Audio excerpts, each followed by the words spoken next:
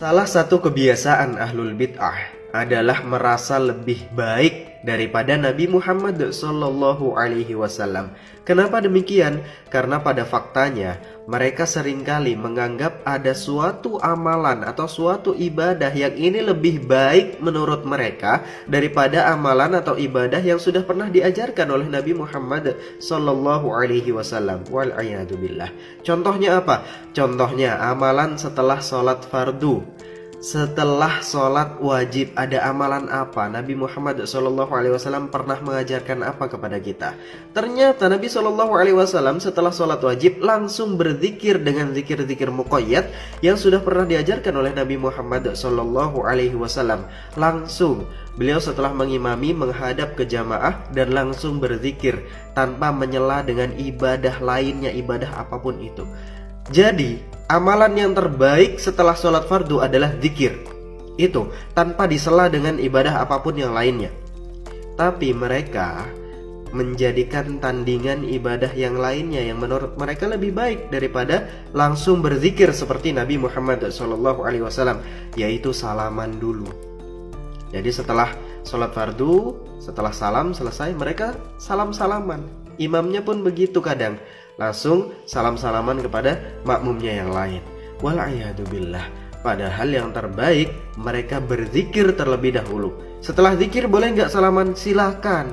Setelah zikir mau salaman, mau ngaji, mau sholat sunnah, mau ngapain, bebas.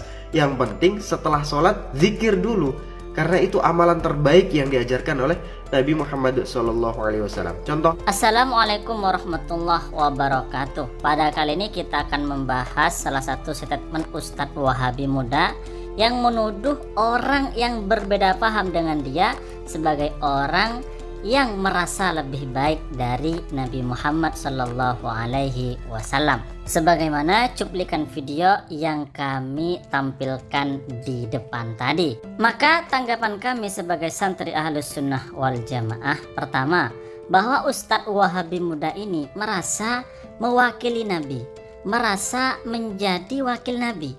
Sehingga jika ada orang yang berbeda paham dengan dia, dianggap menentang Nabi. Bukan menentang dia, tapi oleh dia itu dianggap dan dituduh sebagai penentang Nabi.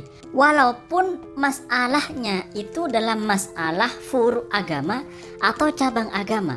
Jika berbeda pendapat dengan Ustadz Wahabi muda ini, maka dianggap sebagai penentang Nabi. Contoh misalnya salaman setelah salam dari sholat fardu. Menurut Ustadz Wahabi ini, hal tersebut adalah bid'ah dan orang yang melakukannya oleh dia dituduh sebagai orang yang merasa lebih baik dari Nabi. Padahal kalau kita membaca kitab-kitab para ulama yang membolehkan salaman atau musafahah setelah sholat fardu, itu bukan ulama kaleng-kaleng. Ada diantaranya adalah Sultanul Ulama, rajanya ulama di masanya, yaitu Al-Imam Izzuddin bin Abdissalam. Beliau mengatakan mubah, termasuk bid'ah yang mubah salaman setelah sholat subuh. Kemudian tanggapan yang kedua dari kami sebagai santri Ahlus Sunnah wal Jamaah, bahwa Ustadz Wahabi muda ini mewajibkan amalan yang oleh Nabi itu tidak diwajibkan. Misalnya Ustadz Wahabi muda ini mengatakan bahwa seharusnya itu setelah salam dari sholat membaca dzikir sesuai dengan yang dibaca oleh Rasulullah Sallallahu Alaihi Wasallam. Dan menurut Ustadz Wahabi ini harus dilakukan. Kalau tidak dilakukan seperti ini, maka melakukan bid'ah. Nah, padahal menurut para ulama salaf, berzikir setelah sholat itu nggak wajib. Itu hanya amalan sunnah yang bila dikerjakan mendapatkan pahala, bila ditinggalkan tidak disiksa. Lah, orang ini mewajibkan sesuatu yang tidak diwajibkan oleh Nabi.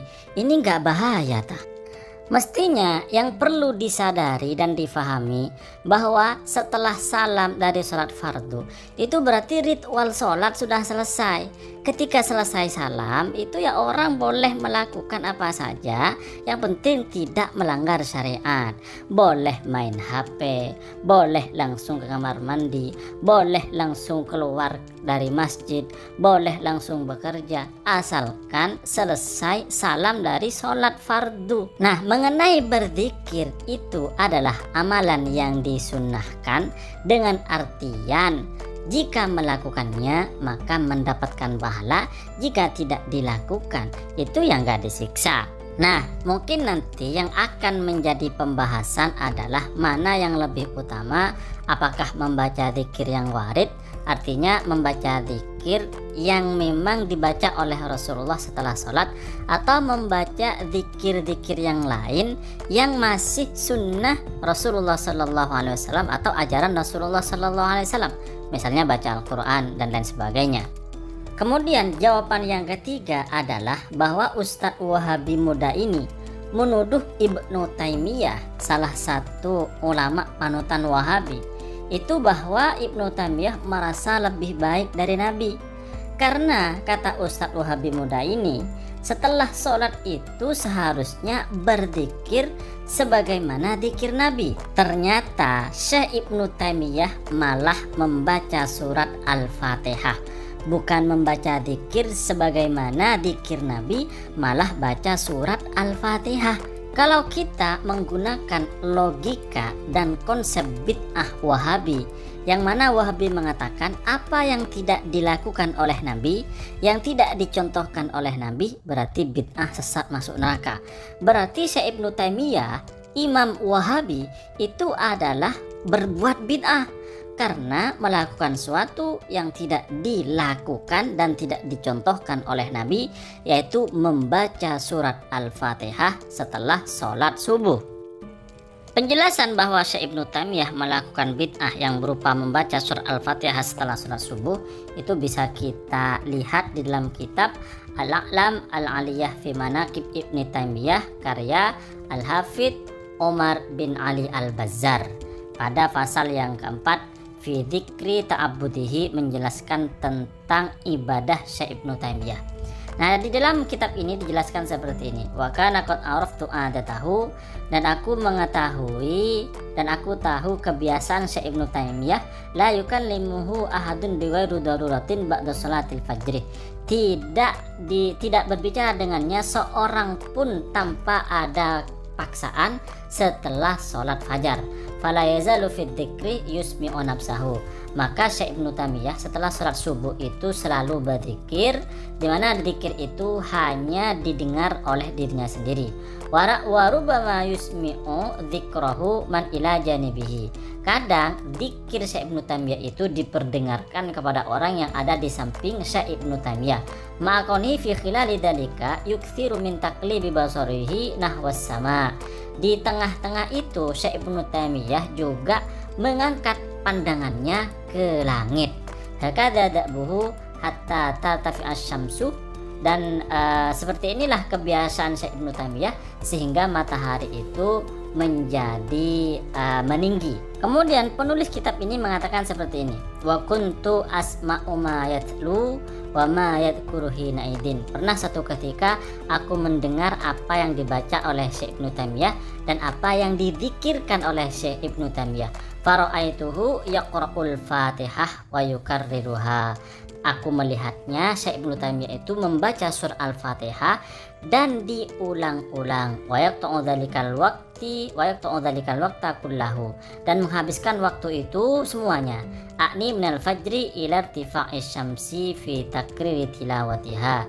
Maksudnya adalah dari selesai sholat subuh hingga tingginya matahari, Syekh Ibnu Taimiyah itu selalu mengulang-ulang surat Al-Fatihah setelah sholat subuh. Maka dari sini bisa kita pahami bahwa Syekh Ibnu Taimiyah memahami konsep bid'ah itu ternyata tidak sama dengan faham Wahabi tentang bid'ah. Kalau menurut Wahabi apa yang tidak dilakukan oleh Nabi itu bid'ah, ternyata Syekh Ibnu Taimiyah tidak berpendapat seperti itu.